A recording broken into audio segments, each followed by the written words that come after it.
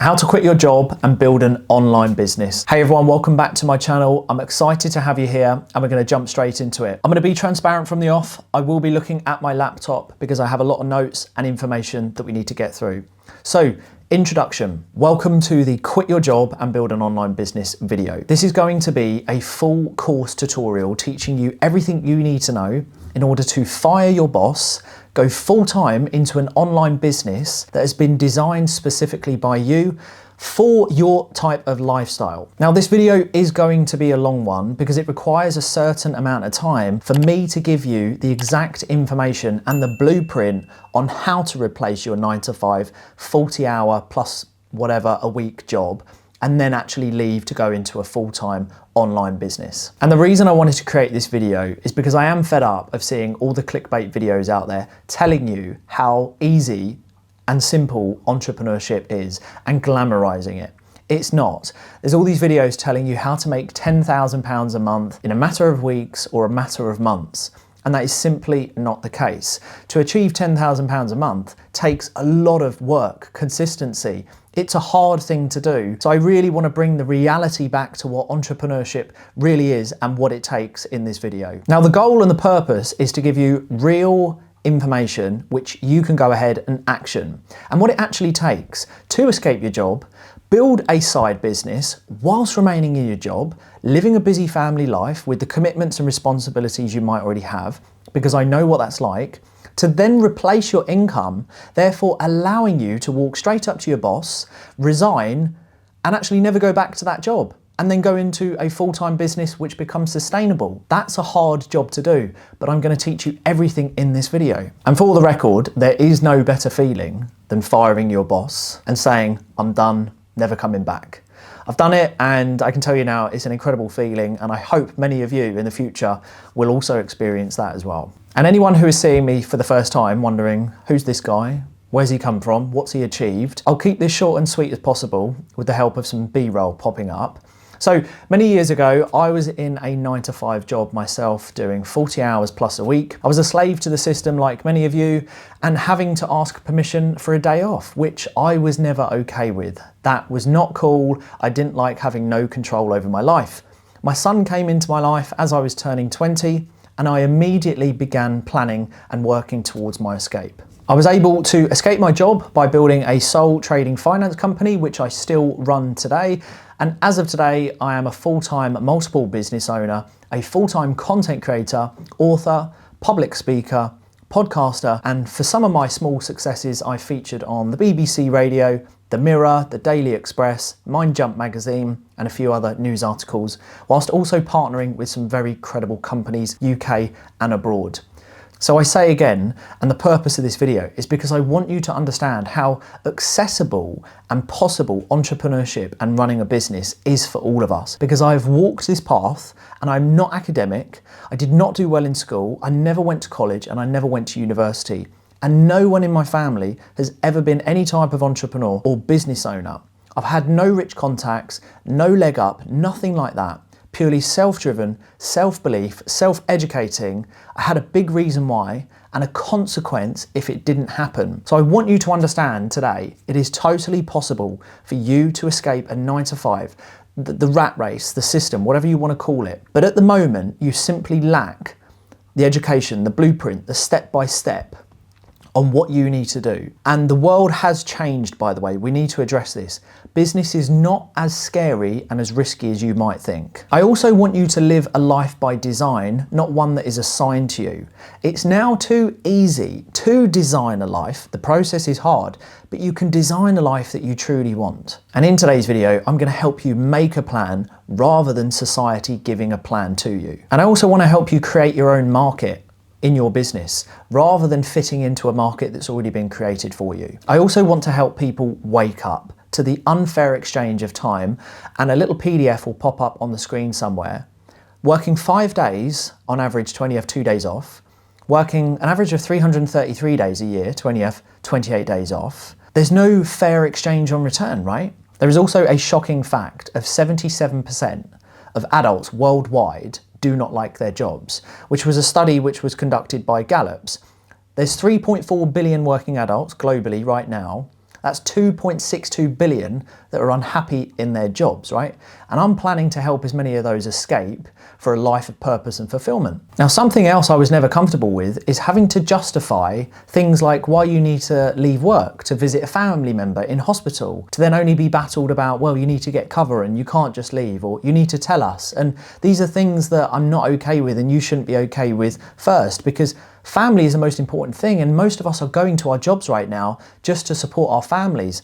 So it's being caught up in all this extra drama I really didn't want, and why I escaped the 9 to 5, and that's why I'm going to teach you how to do it today. I also want you to realise you shouldn't physically be working hard anymore, 40 to 50 hours, breaking our bodies to hopefully be healthy enough at the ripe old age and have enough money at like 68, 70, 75 years old to try and then enjoy what they call the golden years of the last like 12, 15 years of your life. That doesn't make sense, and I'm not comfortable with that. That's not a good fair exchange of time. Finally, I want people to accept the harsh reality of being a number in most corporate workplaces, and everyone is replaceable. This is a bitter pill to swallow for some people, but once you accept it and you realise this is the truth, you can then hopefully start to put yourself first and focus on the dreams and goals you once had, and we can aim towards those rather than building someone else's dreams. Remember, life is for living, so let me help you understand this and work towards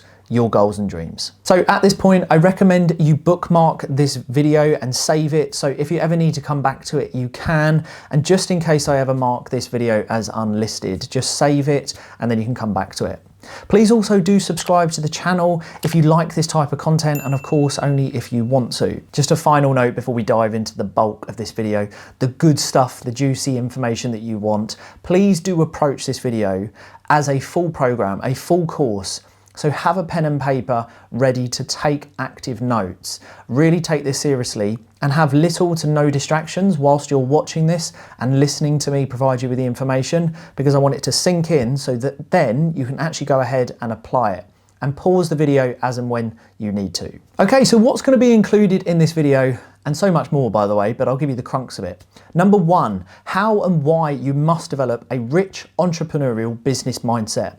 I'll dive into what it really takes to become the 1%. There's no glitz, there's no glam. The reality, and as I said, I want this video to be authentic and completely transparent. I'm not gonna make out like entrepreneurship is so sexy, because it's really hard, especially in the first few years. And if I do my job correctly, one of two things will happen by the end of this video. You'll either go, oh my God, entrepreneurship sounds like an absolute headache, stress and pressure I never want to deal with.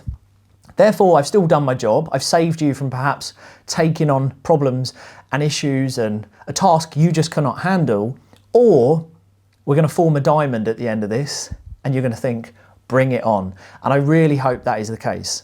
Number two, we're going to go through choosing a business model that works for you to ensure you wake up Monday to Monday passionate about what you are doing, because so many people want to start a business but they have no idea where to begin. That's why they never start. They don't know what to consider or even where to start looking and doing their research. We're going to go through all of that. Number three, how to validate the business model to ensure it thrives and survives. Number four, how and why you must build a personal brand, including marketing, social media, lead generation, customer trust. Number five, how to navigate your full-time job whilst building the business. Really important. Number six, financial preparation for quitting your job. Number seven, time management, productivity, create and never consume. Number eight, the importance of networking and changing your social circle. Number nine, automation, outsourcing and scaling. Number 10, overcoming hurdles, asking for help and creating sustainability. And number 11, final evaluation, quitting and going full-time into your business. And as a bonus in this video, I will also provide you with my breakout blueprint, which is a 68-page white paper document. Simply follow the instructions towards the end of this video and you can get your hands on that document, which has the value, by the way, of £99, and that will be my gift to you. I'll also go one step further, and around the middle of this video, I will give you other details and instructions on how you can go ahead and get my personalized banking structure and deep dive full breakdown video on how to set up the most efficient banking structure to be financially secure when building your business. Just simply follow the details about midway of this video. So there's only one thing left to do at this point. If you are someone who truly wants to escape your 9 to 5 and you want to build a business which is going to give you time freedom, financial stability for you and your family, stick with this video. Honestly, if you can't hold that concentration, business probably isn't for you. Prove to yourself that you're not like the rest who are just so distracted in the world, basically. Take on board everything I teach and apply all of it. And I promise you, you won't need me or anyone else after this video if you watch all the way until the end. You will be out of a 9 to 5 job between 12 and 36 months, and you'll be running a business that you absolutely love. Step number 1. Why and how you must develop a rich entrepreneurial business mindset. And we start with your why. And on screen, you'll see me and my son. He is my reason why. He came into my life at 20 and I just knew I had to get direction. So I had to become focused. You need a bigger reason why than financial desperation. Because if you're financially desperate and you just want to get out of your job, best thing to do is just go get another job. You should never be driven purely by finances, because when the hard times come, and believe me, the hard times are coming, being driven just by money won't get you back up on the horse and pushing through all the things that you need to do to make a successful business. It's about loving it. It's about enjoying the process, enjoying the hardship, the pressures, the stresses, everything. And your meaningful reason why pushes you through those hard times. Money will not do that for you. Your mindset and belief system is by far the biggest change you will ever have to make long before you start thinking about the business or making money. You have to change you first so you can become the 360 individual to run a successful business. Now, self-belief is one of the biggest barriers for most people. I see it all the time. I have conversations around lack of self-belief and imposter syndrome. So when it comes to believing that you can actually escape a 9 to 5 job, say it out loud, I could escape a 9 to 5 job. Most people do not even believe this is possible because they think, well, how could I build a business? It's so risky and that's only for the rich and lucky and wealthy and well-connected. It's not. This is a fair game for all of us. And that's how the education system really has effed us up, is to program us to become sheep. It is possible. You could all become millionaires. You could all run successful businesses. You could all escape your 9 to 5 if you have the capabilities and the traits. Now, typically, your belief system stems from your parents and their beliefs, potentially their friends, family members, people who have been around you, perhaps failures that still haunt the people that are around you, and they push these negative self-beliefs onto you, and you've just taken those on board. Now, hearing old and redundant sayings such as business is risky, 90% of all businesses fail within the first 2 years. This is simply not the case anymore. It's actually around 18.4% of businesses failing in the first 2 years because the risk is so low. Most people now build online businesses while still working a job, just like I did. So you're still financially floating yourself, but you have to stop listening to people that keep pushing this old redundant narrative of business is risky. It's not. It's far riskier to remain in a job. And remember, everything is downstream from your environment. If you're around people who have no ambition, who are negative, who are moaning about life, blame culture, victim mindset, you will end up like that person. You know, you are one of the 5 people that you hang around with, so your environment is super important. So this is a little exercise I'd like you to do right now, and you can pause the screen after I finish saying this. Open your WhatsApp and complete this like an evaluation for yourself right now. How many people in your phone are you talking to right now in your WhatsApp, or you've had a phone call with, that are driven, ambitious, building their own business, they have good relationships with money, they live life on their terms, they're supportive, they're eager to self-educate, they do not consume mainstream media, they do not gossip, they're pushing themselves physically, mentally, professionally, personally, and they're just trying to be the best version that they can be. Those who are authentic, transparent, and also having high standards and values. So go ahead, pause this video, and you have a look through your WhatsApp and see who ticks those boxes, and see how many people you're just talking to about mind-numbing stuff. memes and jokes and silly images? And where's the growth people? Evaluate the conversations and the environment that you're around. So in order to escape your job, your belief system must change. It's not an if, but, or maybe, it must change. Therefore, your environment and your social circle must change with it. You cannot have an employee mindset anymore, which is a limited mindset, one that has a ceiling.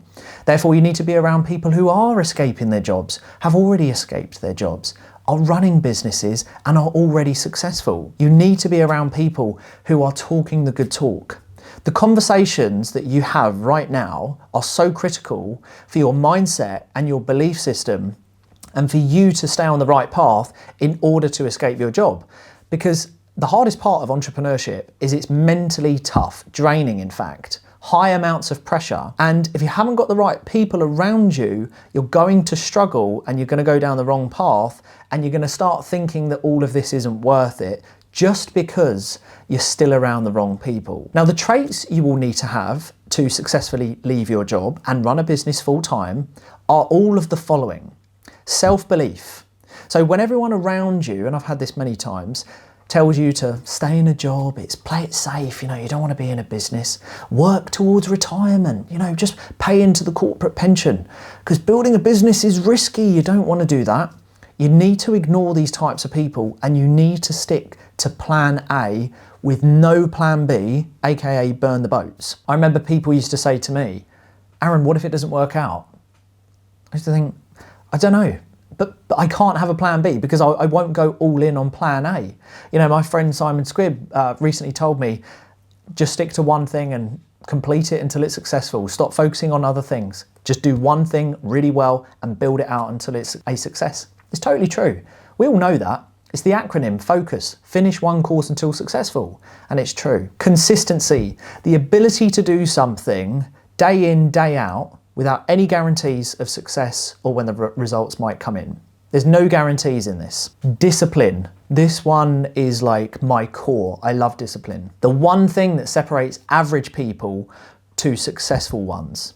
The ability to do what most people can't do just by applying discipline. Why are a majority of people overweight? They eat too much. But why are very few people shredded?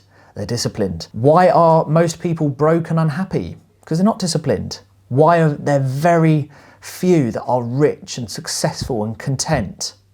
Because it took a level of discipline to get there. Patience. The world has no patience. For example, some of you now, or some people may have switched off this video already because they wanted to hear the £10,000 a month overnight success. They've got no patience. But those of you that are watching me, we are going to get to the good stuff, but you need patience. But this is the fundamental stuff. We are in a society where people want instant gratification, and videos like this are the perfect example, which is why I refuse to do clickbait. So people don't want to commit and be patient to the process. Everyone wants it tomorrow, a week later, or 3 months from now. Escaping your job, as I mentioned, I can promise you will be between 1 to 3 years, maximum 5 years, depending on how progressive you are and how fast you attack all of this. But if you get around the right people, or you're able to join some form of a community or get around people that have done it, it can speed up the process. I have elite members in my breakout program that have done it. One person did do it incredibly quick in 6 months. Others are around 12 months, 14 months, sort of 17 months. So that's the average. But if you really attack it, you can go quicker. Now, resilience, the ability to bounce back when things get tough. When you are rejected in business and you don't get a contract, people don't answer you, you get rude replies, it's being able to still show up day in, day out, knowing that it's not personal, it's just business. And when the selection phase, as I call it, of business starts kicking in and you're tested every day with problems, that's where the real entrepreneur will shine. Because one thing I've learned, becoming a business owner, forget about calling yourself a CEO, a director, or a nice fancy name. You're a problem solver. That's all you are, a full-time problem solver. And there has to be solutions to every problem. And there's no such thing as good or bad news. There's just news. It's how it's received and then dealt with. Now, just a quick one and an unfortunate fact. Humans will typically only do things when it's too late. So tap into your reason why and have a consequence to if this doesn't work, what will your life look like?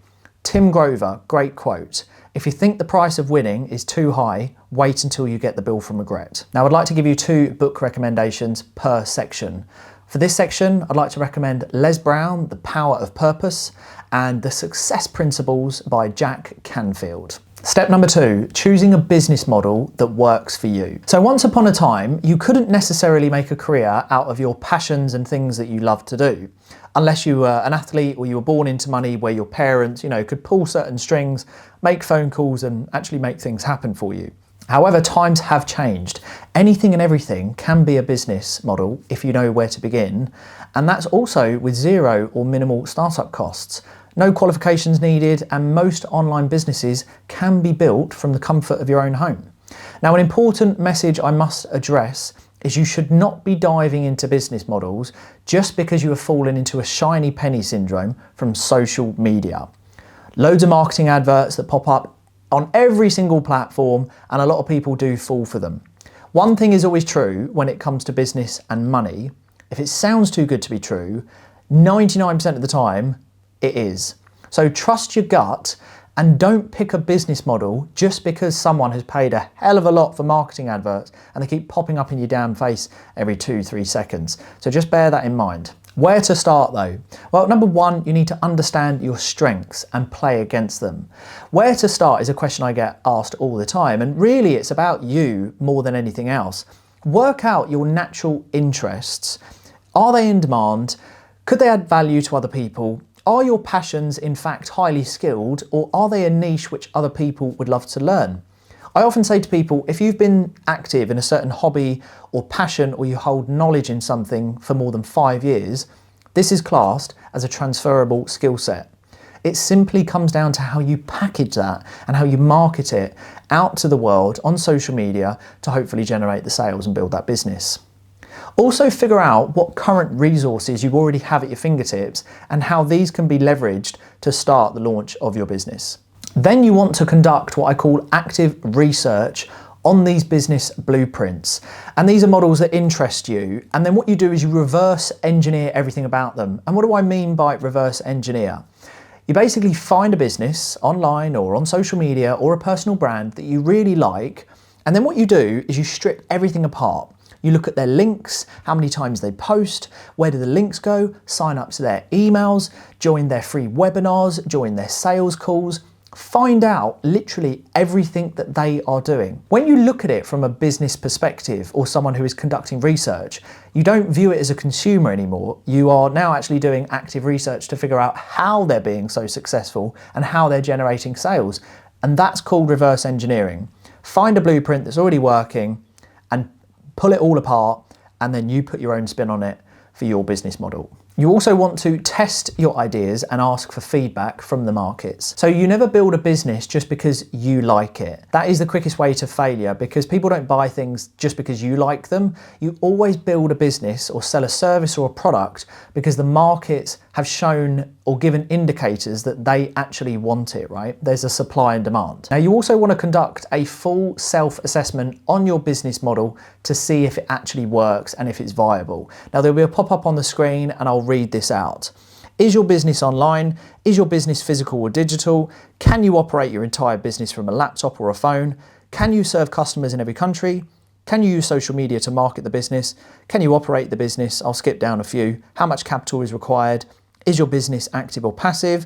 Does your business still operate in another pandemic? That's really important and a benchmark you should set yourself. And could you build a program off the back of your business? Really important that you try and build a digital program off the back of any business to teach others how to do that. Now the second pop-up will be on the screen now, which is called lean, which is low cost, which you operate with a focus of maintaining minimal expenses, efficient, maximize output with minimal waste of time or resources, agile, adapt quickly to market changes or challenges, and N for nimble, stay flexible and responsive to customer needs. Remember, when escaping a job so that you can jump full-time into your business, it's all about the preparation all the way up until you quit your job. So you need to be super mindful when it comes to not over leveraging yourself financially, and in fact living so frugally for 1 to 2, 3 years so that when the day comes to leave your job, you have enough of a financial buffer that you can ride the hard times in the first few years.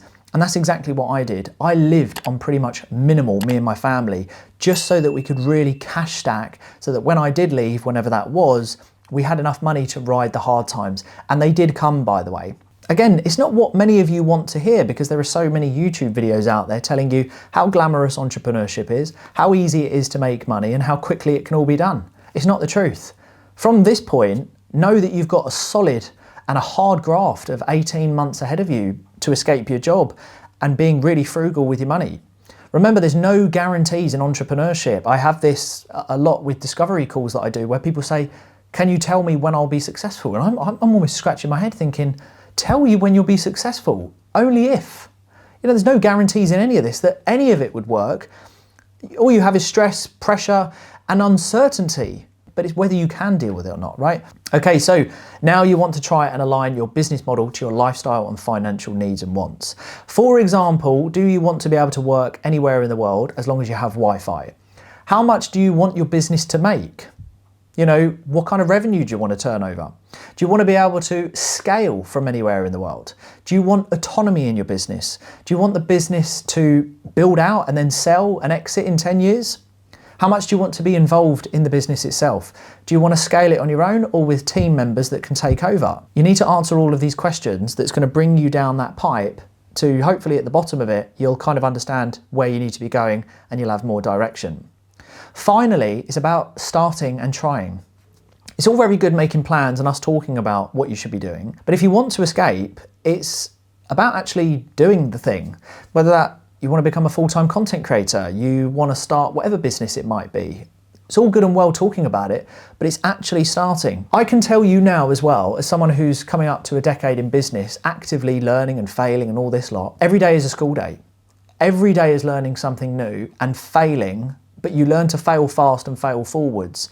Nothing happens unless you actually take the action to start. It's also highly unlikely that your first idea will ever work out. So we want to try and give you some ideas here, but it might not be the one that sticks. Most successful business owners tried and attempted, including myself, to launch 2 to 5 businesses before they actually found the right one which they could make a success. Again, it's important to remember this is a marathon, not a sprint, and patience is a virtue, especially when you are living a busy life with family, you're working a full-time job, and you've got the pressure of trying to build a business. It's a lot, and it's not going to work out the first time. You know, when I first decided I was committed to getting myself out of my job in my early 20s, I'd already tried an eBay business, a property business, a buying and reselling business, a wedding catering and drinks business. I did see some short-term success, by the way, for the record, but nothing truly stuck, and I didn't really feel passionate enough about any of those previous business models. Now, sole trader or limited company and VAT registered. My personal opinion, and this is of course depending on your personal circumstances and where you are located country-wise, but until your business is sustainably turning over 50, 60, 70, 80, 100,000 per annum, I wouldn't worry too much about jumping into a limited company, and I'd stick with a sole trader for now, for the foreseeable, just so that you can get started. But do note, follow the instructions later in this video, and the white paper document that I will provide you with has everything that you need to know about a sole trading business versus limited companies, the pros, the cons, what business will likely need to be limited when starting. So don't worry, I've got everything included in the white paper document. I've got you covered. Just follow the instructions to make sure you get hold of that. And that also includes like accounts, taxes, VAT, all that stuff. Now get your pen and paper ready because I'm going to give you some quick fire things to do which are important, and not many videos out there mention this. Number 1, get trademarked. Brand names, business names, logos, designs, whatever it might be. Go on Google, conduct your own due diligence. It might be going on the Gov site in the UK, or I'm not sure what it is in America. Trademark the logo, the company name. Again, country dependent on where you need to go for that and how much it's going to cost you, but it's really important you get trademarked. I would also recommend you purchase the domains name, .co.uk, .coms, buy all the domains that you're going to need. That way your business looks nice and professional and it's matching to whatever you're doing. Nothing worse than you get started and you can't actually match the domains to what you're doing. Another little tip I personally find works well for productivity is to organise your phone for business. E.g., I don't like digital mess, even like my desk here, clean when recording this. I have my phone organised in folders, banking, business, travel, social media, education, emails, notes, and shopping. So if you've got loads of apps on your phone, condense it, put it into folders and start operating like a business owner, which then will, allow you to act more efficiently and operate just more like a business owner if you've neatened things up. Now let's briefly talk about business partners. However, there is a whole section again in the white paper document about this, so I'll just cover it off lightly.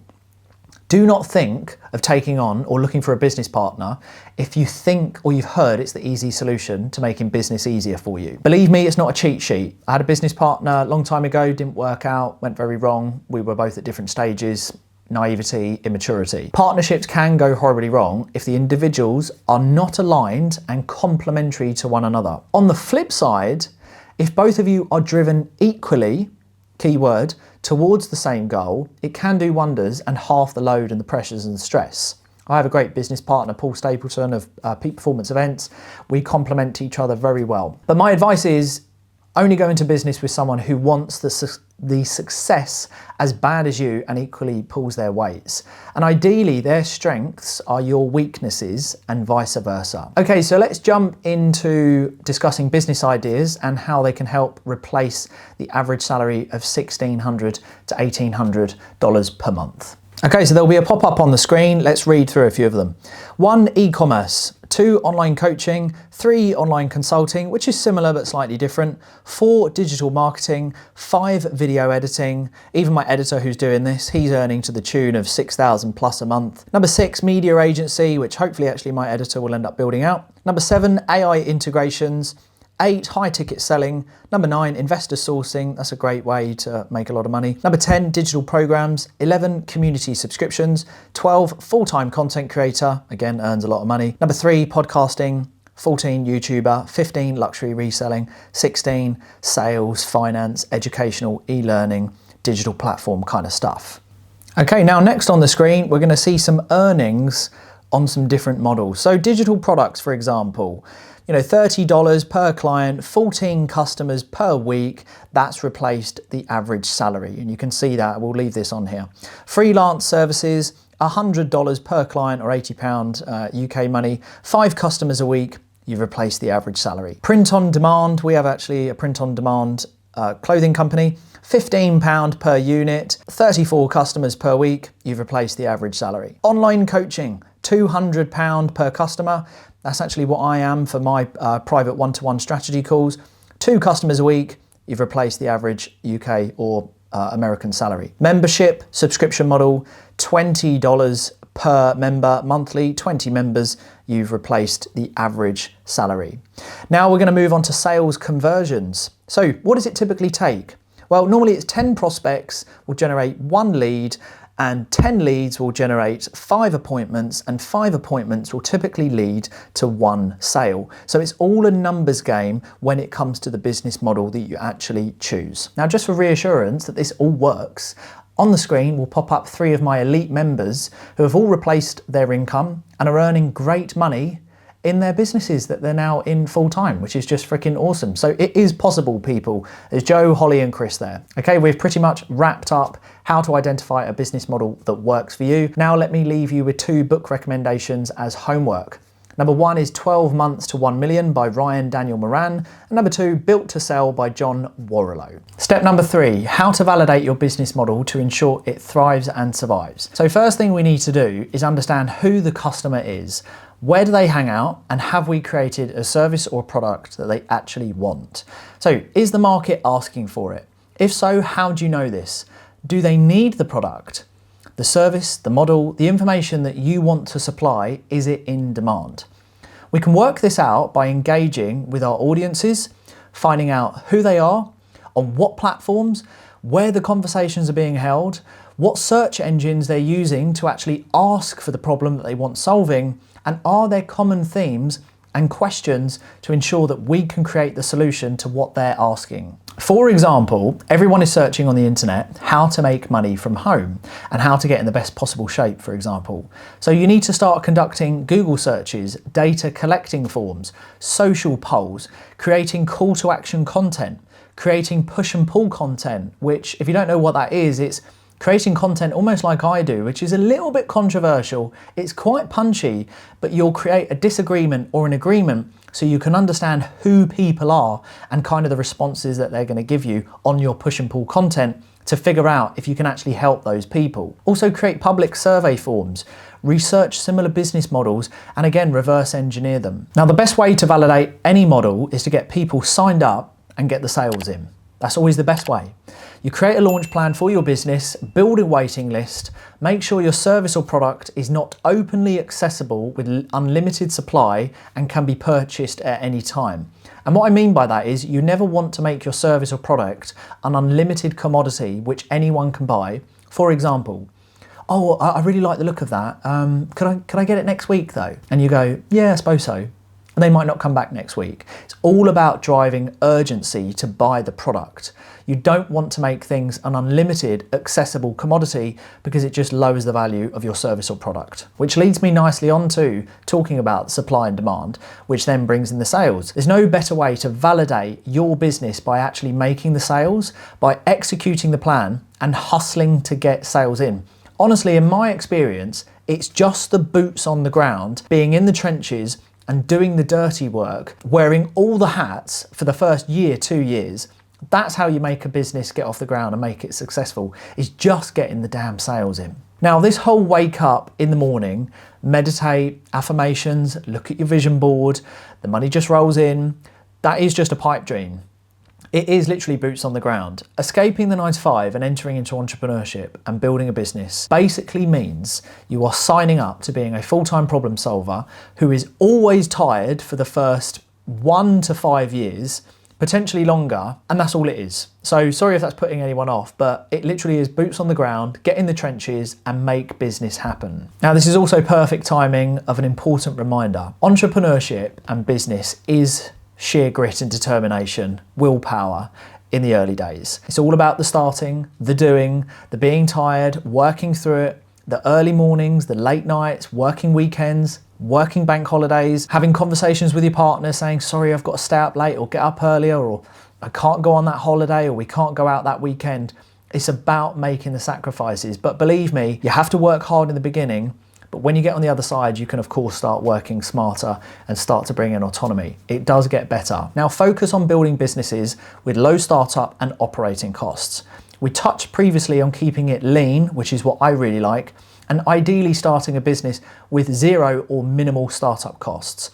That way you can allow your business to grow much faster because there's not a lot of money going out of the business. The businesses that I have seen struggle are the ones that have financial pressures day one, e.g. software cost, staffing costs, overheads, monthly direct debits, buying upfront stock in bulk and having to hold on to it. Before you know it, and before you've made any sales, you're out of pocket for 2-3 grand a month, and the business might only be bringing in £200-400 a month.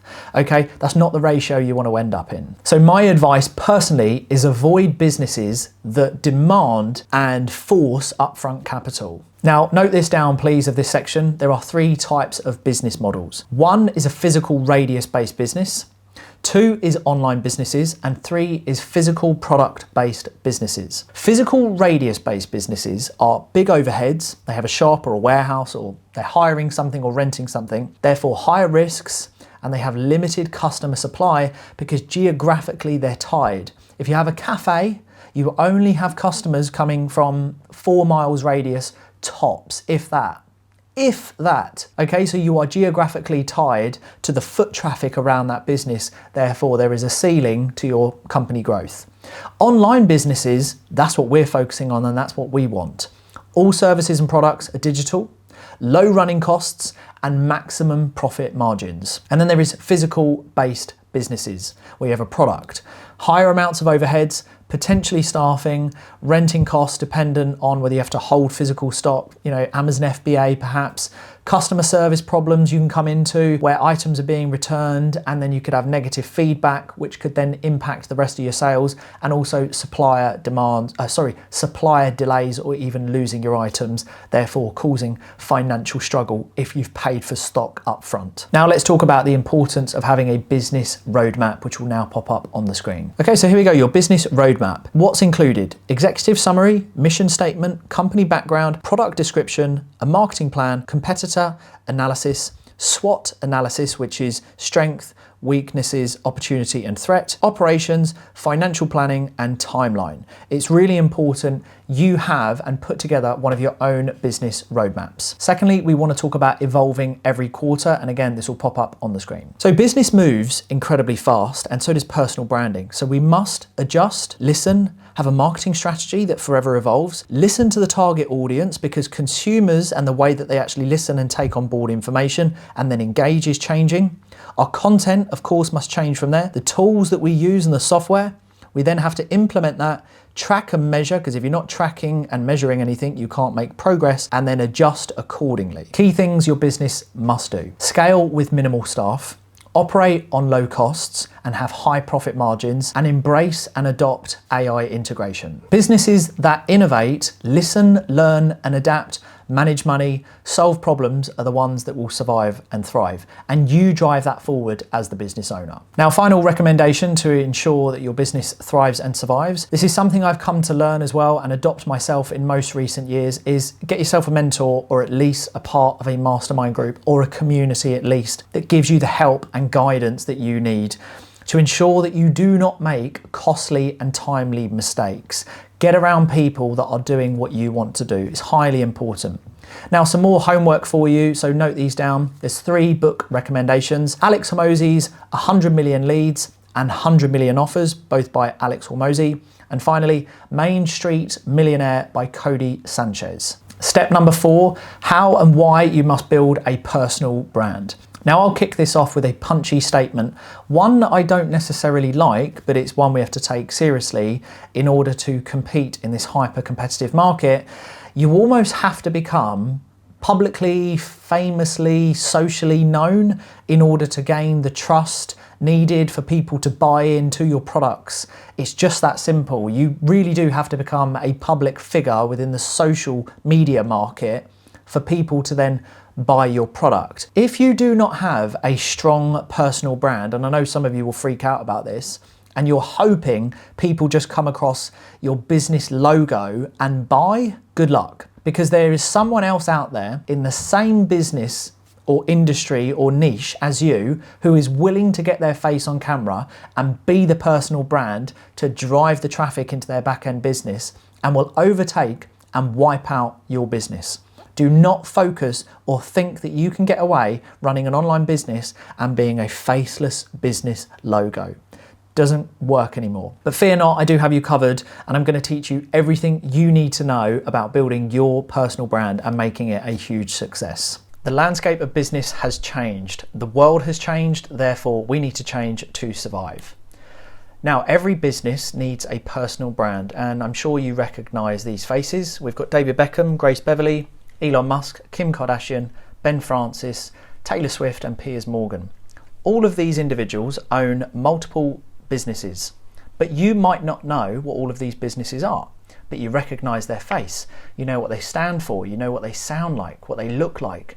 You feel comfortable when you see them because they pop up everywhere. Their PR and their personal branding is on point, and we need to replicate this despite not being as big as these individuals. Now, there are 2 types of personal brand metrics. The vanity metric, which is all about you. It's dopamine hits, it's focusing on likes, validation, very, very self-pleasing, and there's no real return for anyone other than the person posting. And typically people who focus on vanity metrics, they don't really grow. Then there's the information and value metric, key person of influence, by producing how-tos, tips, tricks, guides, solving problems, focusing on quality over quantity. And that's where the money is. That's where the scalability is, being in a value metric where people go, that person has helped, me make more money or help change my life, whatever it might be. And don't forget, YouTube, TikTok, these are SEO platforms. So you want to fall into that how-to kind of person. Now, faceless or company logo. How can you build trust when no one knows who you are, what you look like, or what you sound like? It's harder to build trust. It's harder to validate you. It's harder to work with brands and sponsors and podcasts if they don't know who you are. You can't pay a faceless person or a company logo tens of thousands or 20 thousands of pounds anymore, being a personal brand, if you don't know what they sound like or what they look like. It's harder to also be authentic. Being transparent and relatable is pretty much non-existent if we don't know who you are. Now, I know some of you are a little bit scared to show your face on camera, maybe dependent on age or confidence or low self-esteem, but reality is there's no way around it. Practice makes perfect. Just get started. Now, with a face, it's easier to build trust, easier to validate you. You can go on to work with brands, sponsors, podcasts. It's easier to be authentic, transparent, and relatable. It's easier to convert viewers into paying customers. Now, you can do this by building what I call 360 touch points. Put your name bang in the middle. Imagine that's you. These are only a few of my touch points, by the way. And this is my personal brand. Now, people will validate you all around the world. So they'll come into your social ecosystem, which is this here. This is your social ecosystem. Okay, and this is all 360 interlocked. So if they land on your Facebook, they can find your LinkedIn. If they land on your LinkedIn, they can find out about your businesses. If they found out about your businesses, they can go to your Spotify podcast, then go to your Amazon books, your YouTube, your social testimonials. It's all interlinked 360. So you're putting all this social content out into the world, being the personal brand. People are validating you all the time. When you come to close a sale, someone has probably already decided by looking at your YouTube, consuming your Facebook, going on your website, reading your newsletter. They'll land on you about 7 times before they consider buying from you. So you want to make sure that you have as many of these arrows as possible leading to trust points or touch points, as they're also known as. I have a lot, so there are a lot of places people can go to validate I'm the real deal. So by the time it comes to me selling a product, I have a loyal following, I have people that believe and trust in me, and then we go on to make a sale, or I go on to help them in one way or another. Now, the formula for social media conversion is very simple, really. It's a whole ecosystem of these potential customers out there who are classed as viewers. But how do we bring them in? Well, it's the hook. The solution equals retention, that will equal validation, plus a call to action will equal engagement, that will equal virality, that will equal authority, and that will equal conversion. Note, you must be consistent, posting volume, holding quality with excellent audio and good visuals, and then they'll fall into your funnel. Now, the customer now buys the personal brand before the back-end business. And how does that happen? Well, depending on the platform that you use to find your customers, they'll come into awareness, then they'll turn into consideration, conversion, loyalty, advocacy. But how does this actually work, right? Your personal brand, that's your social media profiles, and that's your content. They enter into your social ecosystem, they begin validating you using your trust points. They then engage in a call to action. So you build trust and you are now being validated.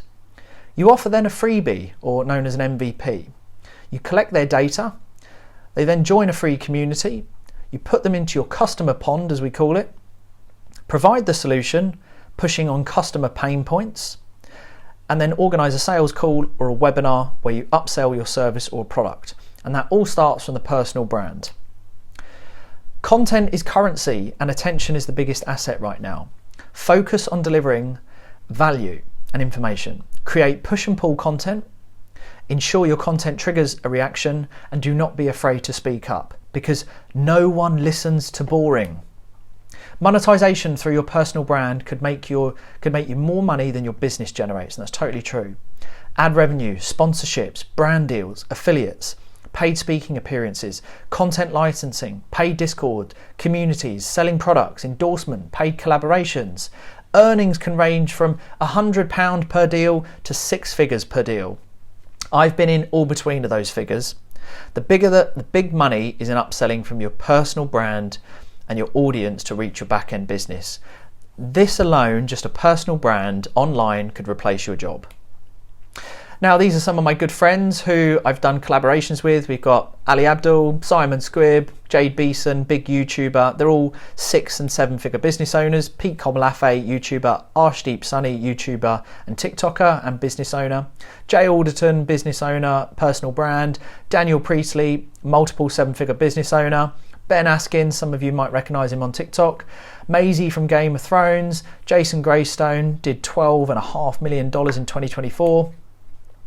Mikey Pierce, Brandon B, Arshdeep there, Rob Moore turned over 150 million in 2023, Luke Vernon, Sam Vanderpump, nephew to Lisa Vanderpump off Beverly Hills Housewives, Samuel Leeds, Monty there from Gladiators.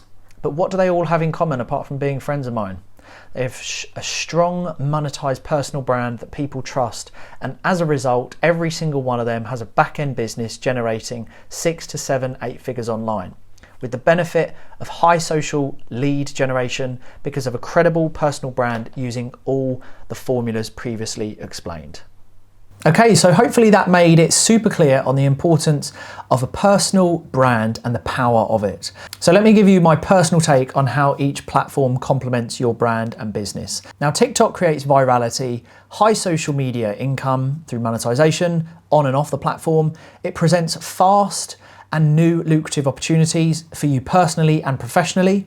It is also now majorly competing with YouTube, and it is officially a SEO search engine. Now, on the screen will pop up on my profile. I'm killing it on TikTok at the moment, and I'll explain a little bit about what it's done for me. I've been on this platform for 25 months. I've generated over £160,000 in collective revenue in the last 25 months. I've done over 300 million organic views. I get invited to red carpet. I get free food, free travel. Honestly, the list is endless to what TikTok has done for me. It's driven a lot of traffic to all of my outlets, which make me more money, and it can do for you too. YouTube is the mothership.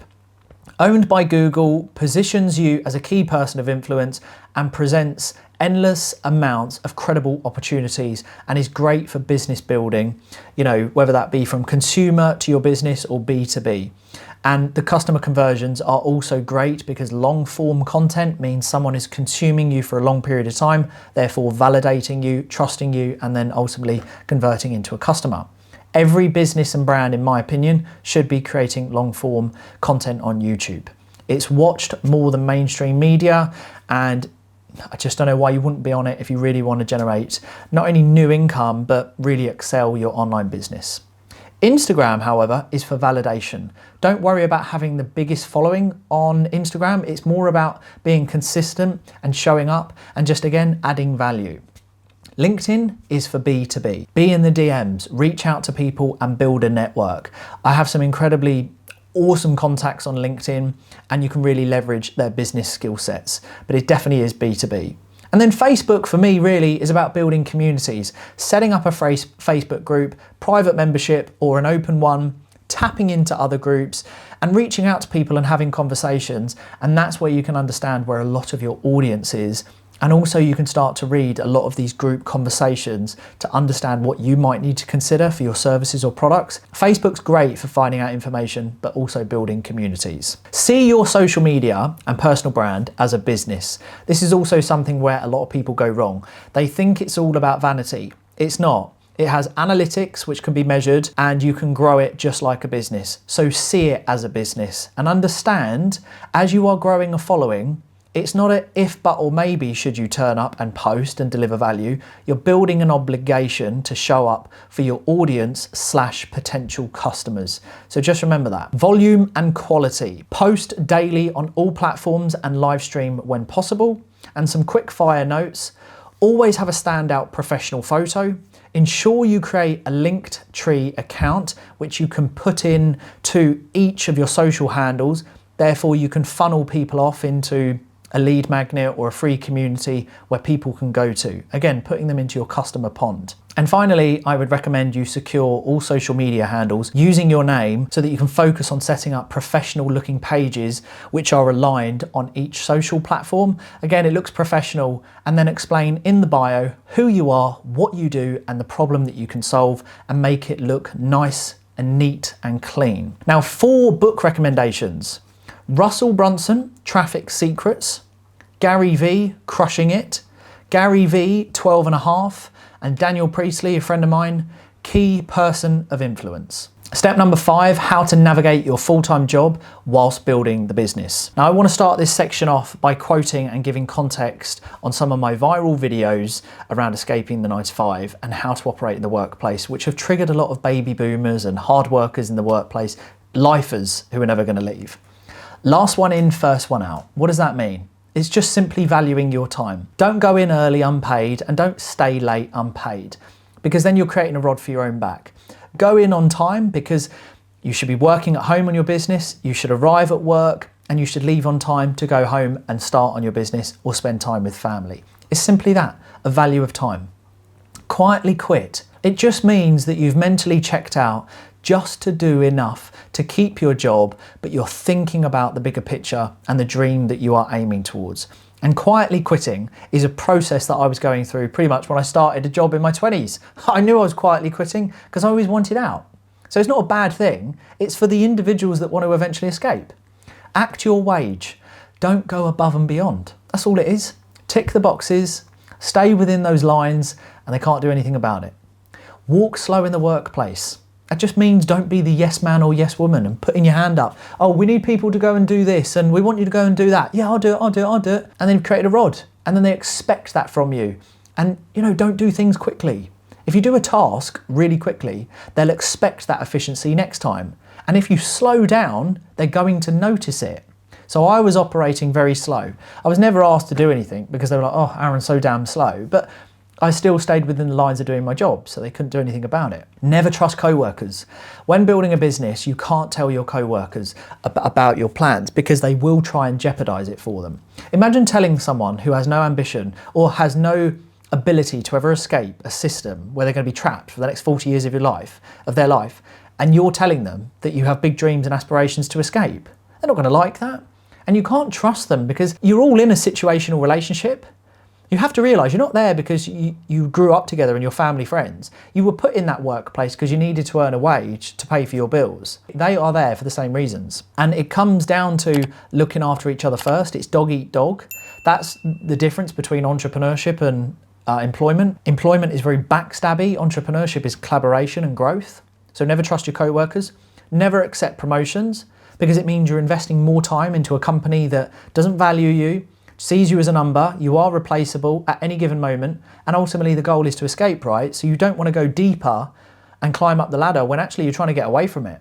I remained as a supervisor in my last job for years, and they were like, you're not going to promote, and they didn't like it. But they couldn't do anything about it. And never accept step-up roles. That's the obvious. Don't accept to do extra things for no extra money. Never accept social media requests from co-workers. You will need to use your social media for marketing purposes, and you cannot have them snooping about and ratting on you and then causing you problems where you could get fired, and then financially you're in a tricky situation, which then delays and puts off your business plans to escape. And again, block co-workers immediately. When you find out a new employee's coming in or a new staff member, find out their name, block them on all social media. You should never accept or have managers looking at what you're up to at the weekend or outside of work. Never get attached to the slavery wage or a job title. Too many people like the sound of general manager, general supervisor, regional manager, warehouse manager, team leader. It's an ego trip and it goes to your head. When you start in entrepreneurship, you're likely going to earn less than you do in a salary job for the first year, 2 years, because it's so up and down, sporadic. Like 1 month could be good, the next month you earn nothing. So you have to learn to live frugally, which is what I was talking about, the money side of this. So really understand that it's not about the job title, and never fall into the trap of a wage saying, oh, I'm on £50,000 a year. If you commit to your business, £50,000 is going to look like, punk change or whatever you call it, it's going to look like small change. So never get locked into a salary. Avoid workplace politics. Do not get involved, and avoid workplace lifers. Do not have opinions on other people. So if someone comes up to you and is like, what do you think of so-and-so? And, oh, did you hear about this? Have no opinion on it. Because as soon as you have an opinion, you've been sucked in. So apply self-mastery and never tell co-workers about your outside business plans. I know it's hard because when you build a business, it can be really exciting and you want to tell someone, but it's certainly not your co-workers. You know, remember, you don't want to be talking to co-workers because they're not going to add any value anyway. Even if you thought you could trust one, they're not going to be able to give you business advice because they're in a job. So just remember that. Now, from watching this video to implementing what I tell you, the good news is you could technically be out of a job from now between 12 to 36 months if you literally take everything that I'm saying. But work every hour you get, before work, after work, during your work breaks. Listen to Audible books or a podcast during your commute to and fro from work. Continue developing every single day and apply everything that I am teaching you and also that you learn on your own.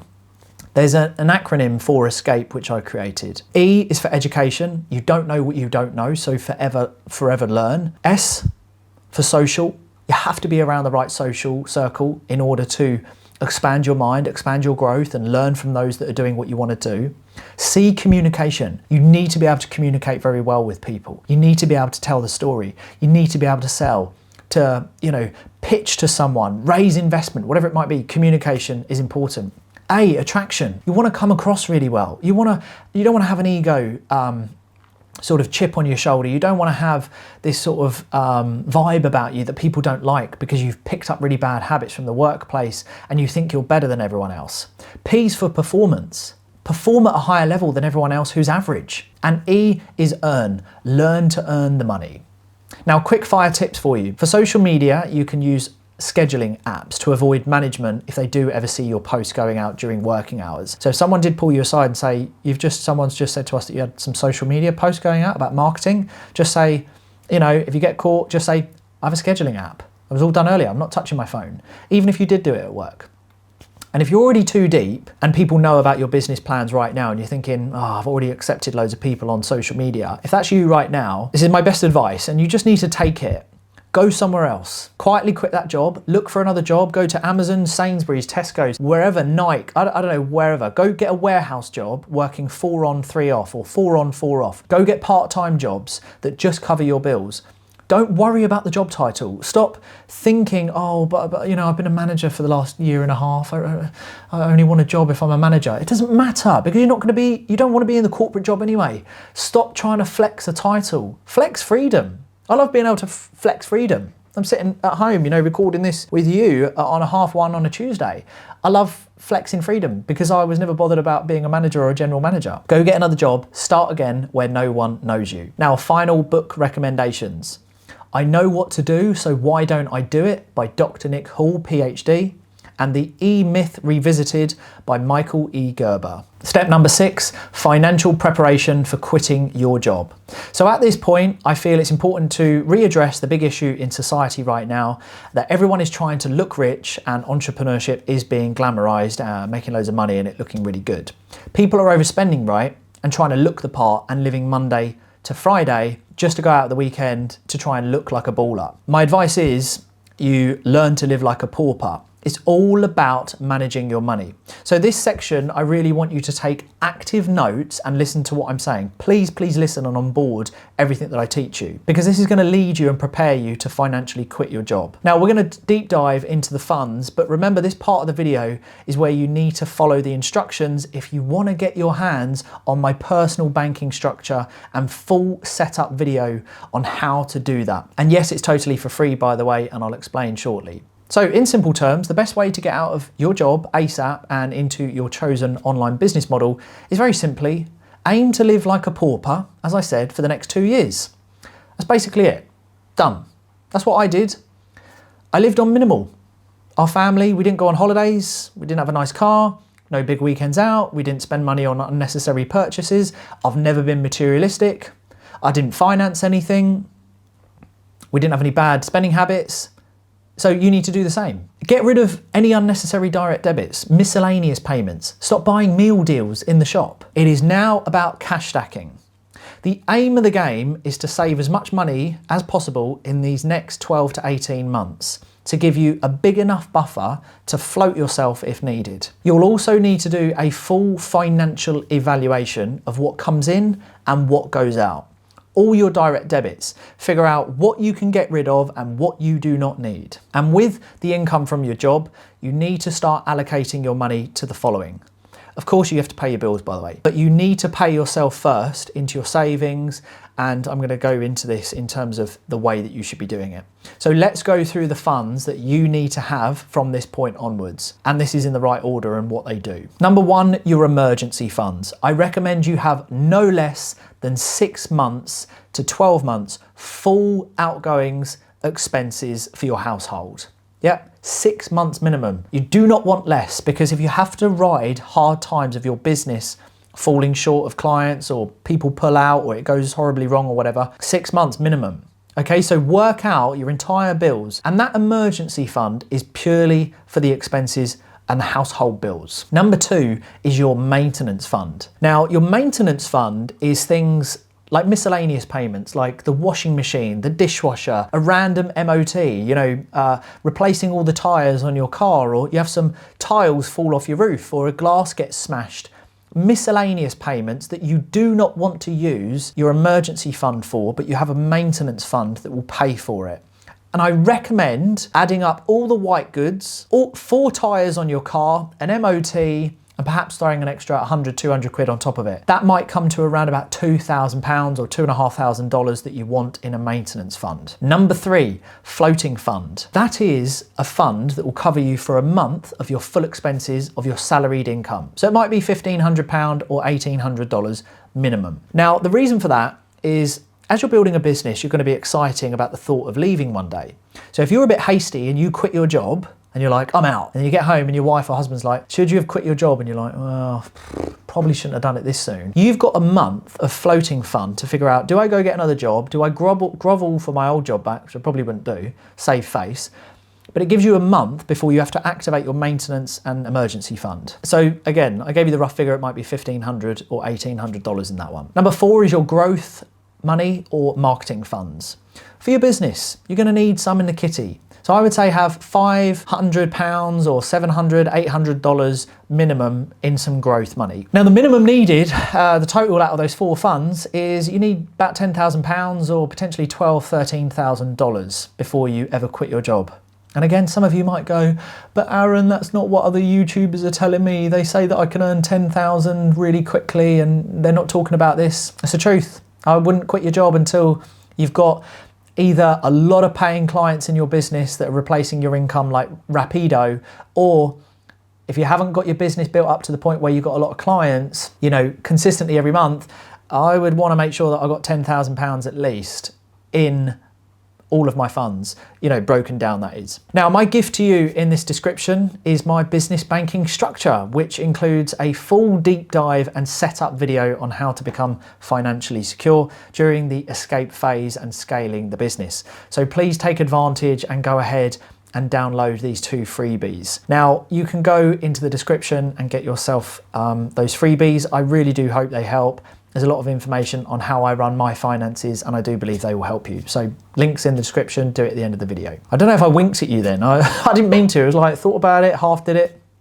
Now finally, let me readdress the importance of discipline very quickly around money. If you can hold back from buying materialistic things and stop spending money on things you do not need, you will have the advantage over everyone else. It's that simple. I'm not going to go into it too much because we've spoken about discipline, but it's just holding back spending money on things you do not need and putting that into these 4 funds. Okay, I promise you, apply discipline with your money, it will help you out. Now, 2 book recommendations you must check out, and both are written by a very good friend of mine personally, Andrew Craig. How to Own the World, one of the best books. So Andrew, shout out to you, my man.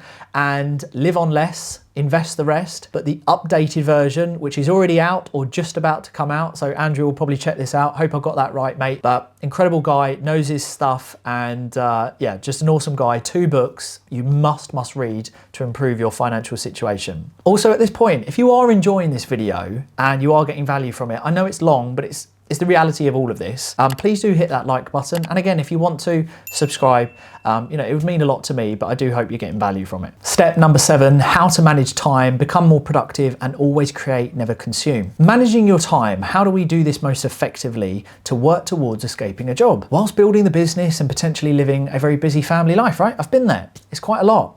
And it sounds like it can be tough, and it is, to be honest with you, but it's possible because I've done exactly that. But the trick is in the title, management, doing things in the right order at the right time to move the progression needle as much as we can.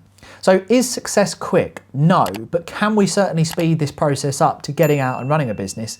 Yes, if we do things in the right order, which a lot of people don't do. Now, the trick to becoming an expert at managing your time is actually to value it and understand it first. I think you develop this, the value of time, through maturity and experience, right? As you get older, you go through certain experiences where you think, oh, I wouldn't do that again, and definitely not wasting my time doing that. You just learn. So a quick way to value time, and for me to bring you up to that maturity level, is imagine this.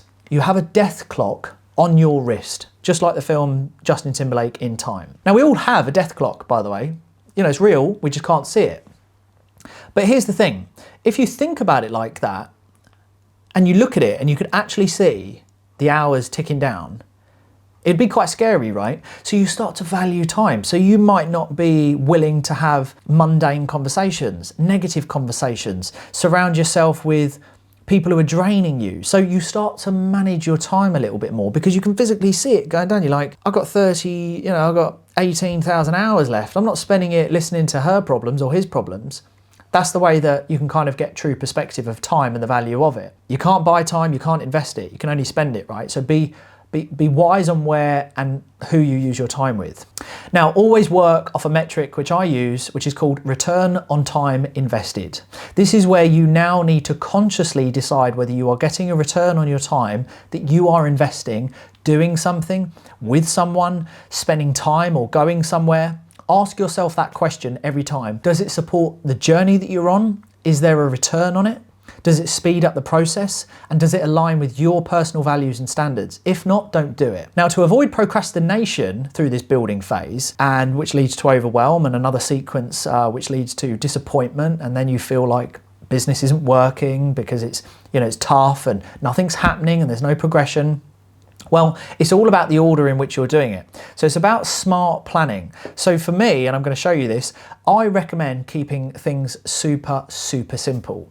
I personally do not use fancy softwares like Notion or any type of kind of tech to manage my everyday. I am a simple pen and paper kind of guy on an A4. Now, what I'm going to do is I'm actually going to show you, I'm going to draw this now very quickly. This is simply how I map out my day, and I'll just do this very quickly. So it won't be neat. I get an A4, so for the record, I've got an A4 piece of paper, which Joe will zoom in once I've finished, and I draw a line, and I do this every night, and I write priorities and secondaries, and then on the second page, I grid, so I use 2, I grid it like this. And I'll put like T1, which is a membership of mine. I'll go Breakout and TikTok Elites, which is a couple of programs I run. I'll just abbreviate. Peak Performance, which is one of my other companies. Peak Performance. And then I'll go Social, Personal Brand. And then I just put everything in the pockets appropriately. So for example, and then, I actually add timestamps, so I'll just do a few. And I do everything by 15 minutes, by the way. 6:15, 6:30, I'll just, let's go 7, 7:15, 7:30, and 7:45, right? There we go. So every night, I will split my priorities to secondaries, and then on another page, I will grid the different things that I am focusing on or the businesses that I'm involved in. And then I do that every day, and I have time slots for everything. So I work to 15-minute segments, which is what we're going to talk about. So the key takeaways is keeping it simple and allocate time frames. if you're having Zoom meetings, you don't need to have half an hour Zoom meeting unless it's necessary. Everything can be done in 15 minutes. Phone calls, outbounding, DMing, email replies, admin writing, blogging, creating content, everything can be done typically in 15 minutes, max 25 minutes. So hold yourself accountable, because a to-do list is great, but you never really hold yourself to a time. But when you start adding time slots, then you do things efficiently because you have a time allocated to that specific task. And again, you start to value time. Don't build things into your day that isn't moving the needle. And never, ever, ever do low value tasks first. In the first thing in the morning, you shouldn't be doing tasks like designing a Canva design or, doing some form of social media content. It's always business building stuff first. The fundamentals, client outreach, DMing, processes, outsourcing work, doing lead generation stuff, tapping into your community, outbounding to people, whatever it might be. So again, the key takeaways are keeping it simple is far more effective than overcomplicating things. And plan your days the night before. Take 15 minutes and plan every single day. Remember, no matter your circumstances, you have time. Never be the person with the whole irony of, oh, I don't have time, but they just watch 6 hours of Netflix. Okay, make sacrifices in order to gain that time. Now, how do you become more productive, by the way? Number one, you get less distracted. We are in a world right now where anything is possible and we have everything at our fingertips. But yet so many people are distracted and they don't use their time wisely because we're so focused on watching everyone else that we don't actually make moves in our own lives. Okay, so start actually focusing on yourself. Listen to this shocking statistic. On average, people spend 3 hours every day doom scrolling. That's 1,092 hours over the year. That works out to 45 days and 12 hours. You're losing a month. Maybe not you, but a lot of people are losing over a month. Now imagine if we use that month that we're losing doom scrolling, watching cats jump off of buildings. Imagine if we use that to build a business. An entire month. The ironic thing is people will always say they don't have time, but they really do. Now, imagine switching off your phone and going onto flight mode and hyper-focusing on yourself for 3 hours every day. You'd get so much done, honestly. So I recommend at this point creating your own productivity bubble. And what is that? A productivity bubble for me is, imagine a circle. Only 3 things are in my productivity bubble. Home, London, gym. Home, London, gym. Aaron, do you want to come out and do this at the weekend? No. Aaron, do you want to come to my wedding? Not really. Do you want to do this? No. Home, gym, London. Home, gym, London. Logistically, move less. Don't move around a lot. Just work from home. That's the beauty of Wi-Fi. Just work from home. Have a camera, have your laptop, have your phone, and just grind until you get yourself out of that job. Never consume, only create. It's very simple. Social media, in my opinion, should only be for marketing and personal brand services. It should not be for posting what you had for dinner, walking the dog, and just trying to get people to notice what you're up to. Jason Greystone, one of my mentors, said to me perfectly, if you're in business, be in business. Be in it. Build a business. If you're in business, stop telling everyone that you're a business owner. Go and build a business and let's see. If you're in business, be in business. If you're in personal brand, be in personal brand. Now, 2 book recommendations at this stage are How to Be a Productivity Ninja by Graham Alcott and Life Leverage by a good friend of mine, Rob Moore. Step number 8, the importance of networking and changing your social circle. But before we jump into it, I told you this was going to be a long video, but it's worth it. Stick with it, people. So I cannot stress in this section to listen in carefully because this one's a big one for me. It's not what you know, it truly is who you know. Okay, I'm living proof of it. Now, as gimmicky as this next part may sound, again, it's the truth. Your network is your net worth. The people that you know will benefit you so much in your business journey and getting out the 9 to 5 and creating something so incredible and sustainable that you benefit and your families do. And it all comes down to your network, on who you know and who inspires you. Again, I'm not someone who was academic, went to uni, college, was good at school, but I've been very good at building relationships, nurturing them and using them to my advantage, but also filling up other people's buckets. Not just being a take kind of person, making sure that you really do try and add value to other people in order to then use them and leverage their services and contacts and stuff like that. Now, at this point, I need you to switch your mindset from employee to employer, the business owner. The conversations you have now going forward must change, and they've got to be purely growth conversations. Again, it's all respecting your time and being effective with it, right? So it makes no sense, as I said before, to be having conversations about business and going to social gatherings with people who are only earning to the tune of £27,000 a year. Because the conversation will only be around £27,000 worth of conversation. If you want to do 6 figures or 7 figures or 8 figures, you need to be talking to those people who are doing that amount of money. Now, we can put it into this context. If you wanted to run a 100-meter sprint and you wanted to do it in your best and fastest time possible, would you run against overweight people? No. You're going to win every time, and you won't even run a fast race. You'd walk, fast walk, pacey walk. But if you run against athletes, you are going to run your fastest race every time, whether you win or not, and you're going to be pulled up to a new level. It's the same with networking. So as they say as well, never be the smartest person in the room. So at this point, I can hear some of you thinking, all right, Aaron, get on with it. How do we find these people? How do we get around millionaires, which you could all do? Well, super simple. Start networking. Book a ticket to go to an event in London or New York or wherever you live in the world, your biggest city. Go on your own. Commit. Go networking twice a week, 4 times a month, 5 times a month, 10 times a month. Go and meet people. Go on your own. Stop being an introvert. Go and meet people. Go to a marketing event, an entrepreneurship event, a business event, sales event. Go to a seminar, go to a TEDx, come to a peak performance event. Go. There you go, there's the answer. Nothing complicated about it. There you go. So I've given you the formula to go meet incredible people. How many of you will go do it? Go do it. Who knows?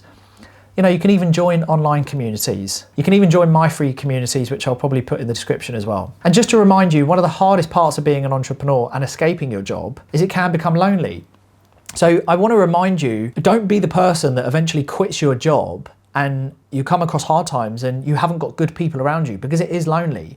I remember when I quit my job, I'd been around a lot of banter and guys that I got on with. And when you go home and you're working on yourself and your business and you've got to keep pushing yourself through and drive it, it's quite lonely. But if you've got people and a network you can tap into, never have too much pride to put your hand up and say, I need help, like I'm struggling. Because you are going to come across times in your business where you're not going to have all the answers, and you need to be able to put your hand up or make a phone call to someone and say, you know, I need help. And there will be people that will help you. So you need to build the network now whilst you're in a job. And I promise you, it will pay off. And the last part of this section is cut off negative and toxic people immediately. Family members, friends, people you grew up with. I don't care whoever they are. If they're negative, they drain you, they weigh on you. They carry baggage, they don't want to see you do well, they constantly want to talk about the news, they tell you that business is scary, they feel like a dead weight. Cut them off immediately. And if you're too afraid to, send me their blooming number and I'll call them for you and cut them off. Because one day you will end up becoming bitter and regretful that that person, or say people, held you back. Cut off negative people. Never let them come into your productivity bubble either. As they say, a sports car has 2 seats because it takes a certain level to achieve that success to have a sports car and to ride in one. A bus has 60 seats because any average old person can get on a bus. Don't be the person who's so comfortable that you could always get on a bus but you could never get in that sports car. As you go through this journey of building a business and escaping your job, believe me, your social circle becomes smaller. It did for me, but I prefer it. Now, 2 book recommendations as homework: The Decision, Kevin Hart, and You Can't Hurt Me by David Goggins. Step number 9, automation, outsourcing and scaling. So let's talk about how exciting it is right now that we can simply replace our jobs with an online business that could be scaled to 6, 7 and 8 figures with only 1, 2, 3 people within that business. All because of AI and automation. We'll also see more businesses over the next 3 to 5 years scale to the 7-figure mark with only 1 person in that business because, again, of AI and automation, processes, VSOPs that can all be built into your online models. So let's go through a list of things that you will need to consider and build into your business. Collecting data and outreach. Zapier, that can be used for automation of tasks and workflow, all whilst connecting to your CRM system and social media. That's a great platform, I have used it. HubSpot or MailChimp, I use MailChimp for your outreach. for scaling whilst also building automated patterns and habits. This is something I'm actually learning right now. I had a mastermind about this yesterday, which can be integrated with the likes of ClickFunnels again, which is something I'm integrating and learning. Linktree, you should all have that in your social bios on your website, where you can host URLs which lead to different funnels or communities. I would also recommend you all integrate Calendly, which can be integrated with your calendars, which then automatically set up calls, Zoom meetings, discovery calls, whatever it is you're doing in your business. And a rule of thumb that I use, if you're repeating yourself more than once, it should be made into a process or a template so that you can copy and paste in the future. So I recommend you start creating folders on your laptop like I have, which is called templates, and then in that you have subfolders for the different things that you do within your business, and processes and VSOPs you learn to build along the way. Additionally, I have been using Wix personally for the last few years, which has an automated, a built-in CRM system. You can do all your privacy, your cookies, your T's and C's. I have automation for my email campaigns with like a trigger 1, trigger 2, which is really cool, and it's low cost, and there's loads of different options. And also you have all of your collecting data forms on Wix as well. So it's like an all-in-one. So I've been using Wix, so if you wanted my recommendation, it is good. Now, in terms of outsourcing, I recommend you outsource all of your weaknesses as much as your budget allows. First 2 outsourcing roles I would look to do immediately. Number 1, get yourself an editor. I would not want to edit this video, but it's all looking nice and clean. You should have seen all the mistakes, but Joe, my editor, has done this for me because he's awesome. Get an editor, okay? Worth their weight in gold. And number 2, hire a VA to do all your appointment setting, your email replies, your calendar bookings if you need to, and you can, I found mine a different way, but you can go on like Upwork, Fiverr.com, or go on Google and find some other sites. Now, scaling. For me, scaling can be achieved in so many creative ways, and I'll talk about how I believe we can all scale our personal brand and business to generate more clients and ultimately bringing us closer to financial stability. Now, volume in long form content. Alex Hormozi said it best. His business 10x when he took his social posting on all platforms from 40 pieces of content a week up to 80 pieces of content a week. And then his business grew dramatically. And it's quite obvious, isn't it? If you increase the volume of anything, you're likely to increase the chances of something paying off, sales coming in. The opportunities are going to go through the roof, right? The results you see will be more if you're opposed to if your volume is low.